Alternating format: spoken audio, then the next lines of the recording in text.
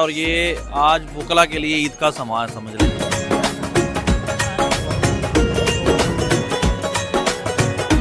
Economic वार है। Economic वार इस तरह है कि लाहौर में जो बड़े बड़े बैठे हैं मगरमच्छ, वो नहीं चाहते कि किसी को इंसाफ मिल सके।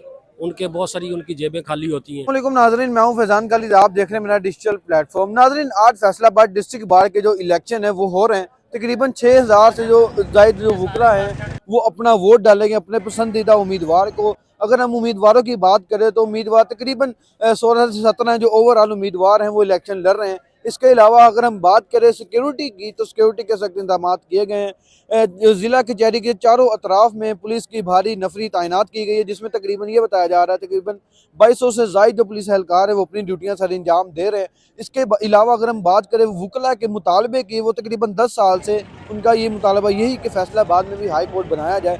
तो इस बार भी हम वकला से जानेंगे कि क्या इस बार भी वो इलेक्शन जीतने के बाद क्या उनका मुतालबा यही होगा कि फैसलाबाद में भी हाई कोर्ट बनाया जाए, ताकि जो इंसाफ के तकाजे हैं वो आसानी से लोगों के पूरे हों।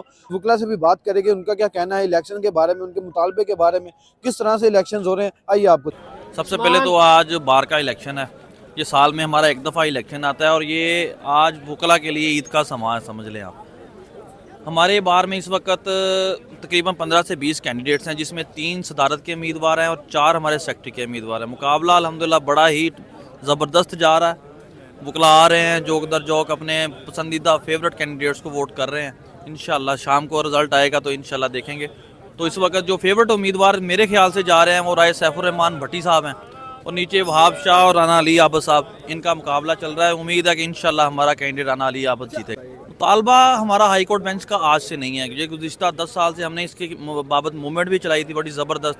वो मूवमेंट एक पीक पर पहुंची तो हमारी जो वकला की अंदर की लॉबीज़ थी उन्होंने उसको डिमोलिश करने के लिए भरपूर किरदार अदा किया। आज जो हाई कोर्ट बेंच के मुतालबे के लिए मूवमेंट चल रही है वो बिल्कुल अपने लो लेवल पे है, लेकिन हम उम्मीद करते हैं कि हमारे उम्मीदवारान जिनमें राय सैफुर रहमान भट्टी और राना अली आबद अगर ये कामयाब होते हैं तो हमारा पहला मुतालबा इंशाल्लाह यही होगा कि हाई कोर्ट बेंच की जो मूवमेंट है उसको दोबारा स्टार्ट किया जाए और उसको एक कोई उसके मंतकी इंजाम तक पहुंचाया जाए रोजाना के नारों के अलावा। बार के इलेक्शन जो हैं वो आज के सामने आज हो रहे हैं और वकला की तो हमेशा अपने कैंडिडेट से यही उम्मीद होती है कि जो भी बॉडी बने वो बार की बेहतरी के लिए, प्रैक्टिसिंग वकला की बेहतरी के लिए, यंग लॉयर्स के लिए काम करे। और जहाँ तक आपने बात की हाई कोर्ट बार की, तो हर आने वाली इंतज़ामिया से यंग लॉयर बहैसियत यंग लॉयर हम ये उम्मीद रखते हैं कि वो हमारी बेहतरी के लिए, हमारे फ्यूचर के लिए, हाई कोर्ट बार के लिए हर मुमकिन कदम उठाए। और हम चाहते हैं आज वो बंदा इलेक्ट हो जो इस बार के लिए बेहतर है। ये है रूल ऑफ लॉ और सुप्रीमेसी ऑफ कॉन्स्टिट्यूशन का मामला है। उसमें जैसे हमारे चीफ साहब एक गुजरे हैं कि जस्टिस ऑन द डोर, वो नारा था, नारा ही रह गया। लेकिन ये तहरीक हमारी 1988 से शुरू हुई थी। उसके बाद काफ़ी अरसे के बाद फिर 10 साल जो पहले एक तहरीक वन स्टेप मोर रोड पे आई, वहाँ एक चांस तो बना था, लेकिन उसमें कॉन्स्टिट्यूशनल जो रुकावट आड़े आ गई। दूसरा एक इकोनॉमिक वार है। इकोनॉमिक वार इस तरह है कि लाहौर में जो बड़े बड़े बैठे हैं मगरमच्छ, वो नहीं चाहते कि किसी को इंसाफ मिल सके। उनके बहुत सारी उनकी जेबें खाली होती हैं, ये भी एक रुकावट है। दूसरी जो रुकावट है कि ये जब भी तहरीक शुरू हुई है तो ये सियासी नज़र हो गया।